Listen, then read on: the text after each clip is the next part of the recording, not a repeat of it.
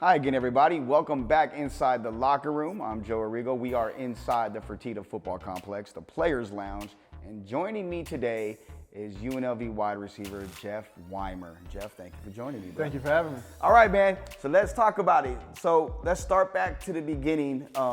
You played high school football up in Northern California. Yeah. And you said something in your press conference the other day that kind of like took me by surprise a little bit. And you're like, I wasn't that good in high school. Yeah. Talk about like the mentality you built and having that mentality and then like really having that belief in yourself. Yeah, so I had to deal with, I had a certain circumstance where, junior year, that was kind of my time when I realized, this is what I want to do.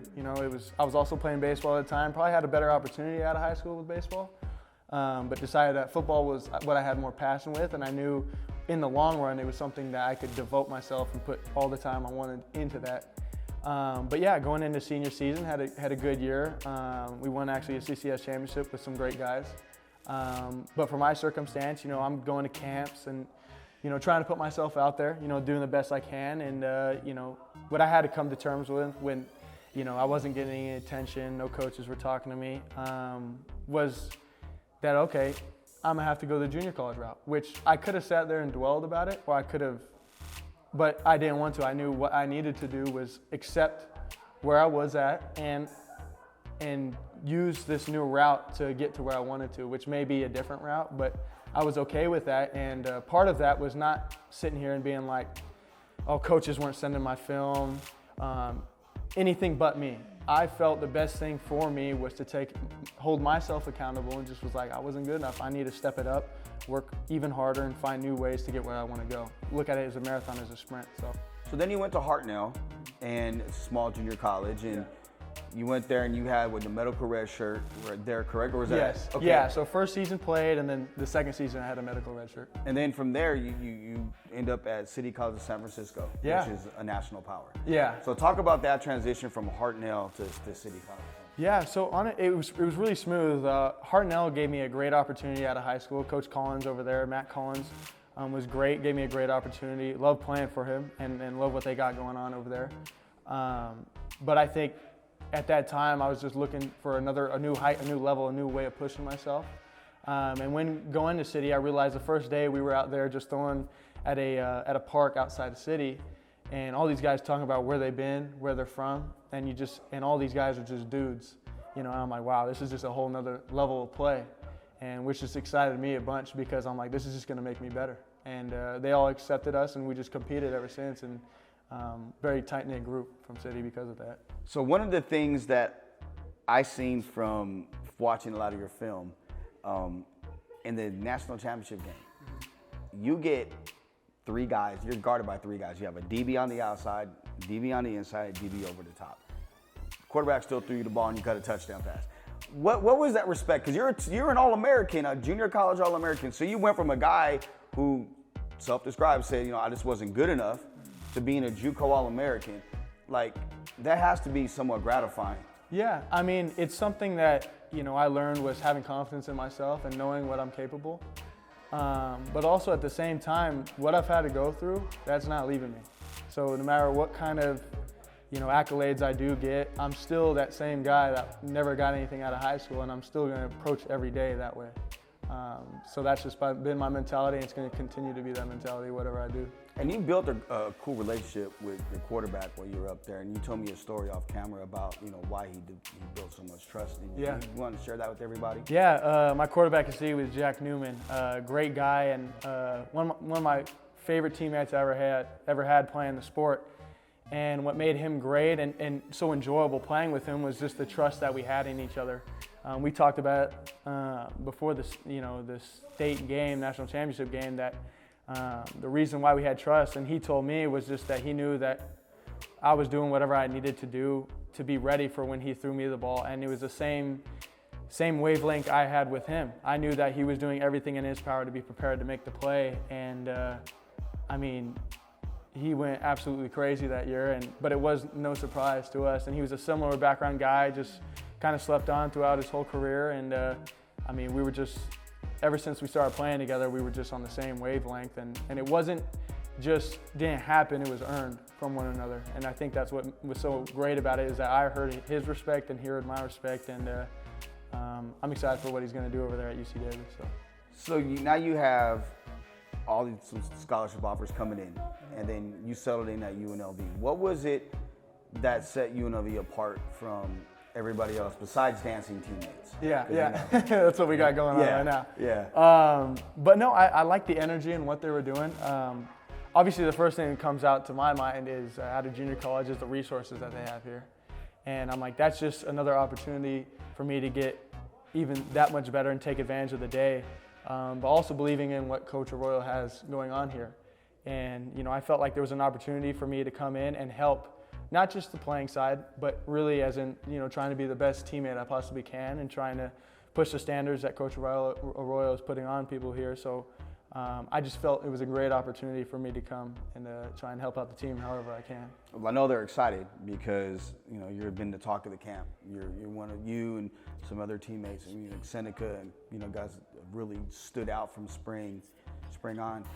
So Tony Cardasco, who I do the Hey Red pod with, talked to you the other day. We were walking away from your media scrum, and he talked about, you running a specific route in practice, because you had said that you patterned your game after Devontae Adams. Yeah.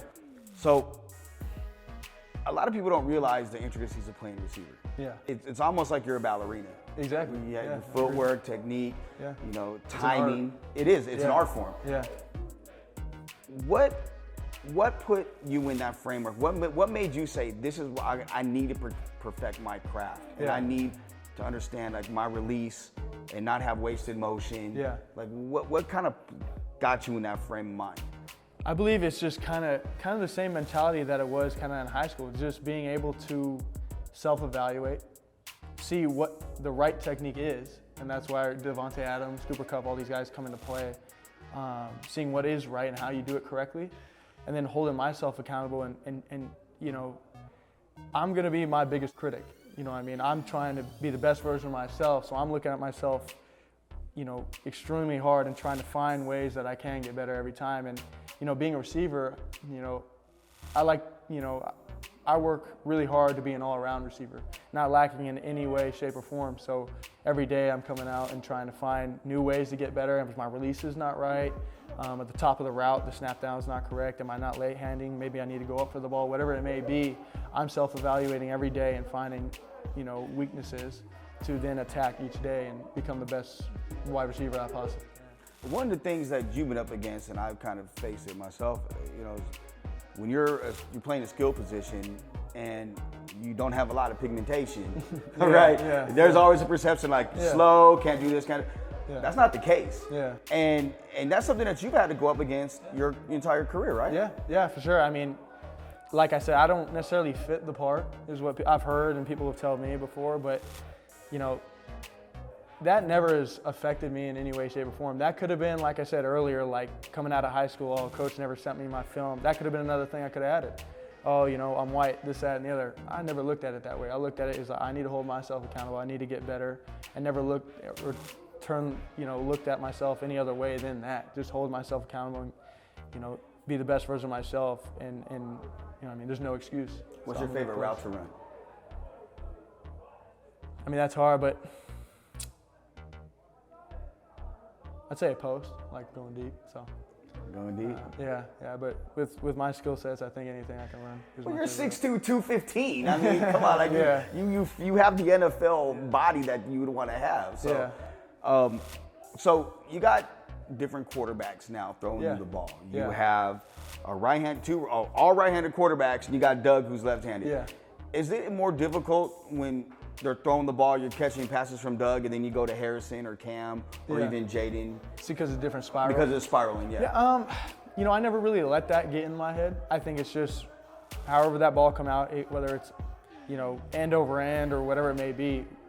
When those quarterbacks go to make a throw and an opportunity for me to make a play, no matter what comes out, it's my job to go make it. So I never look at it any other way than that. What will you consider a successful season for you personally? For me personally, I know you got goals. Yeah, I got goals and things that I see myself doing, being all conference.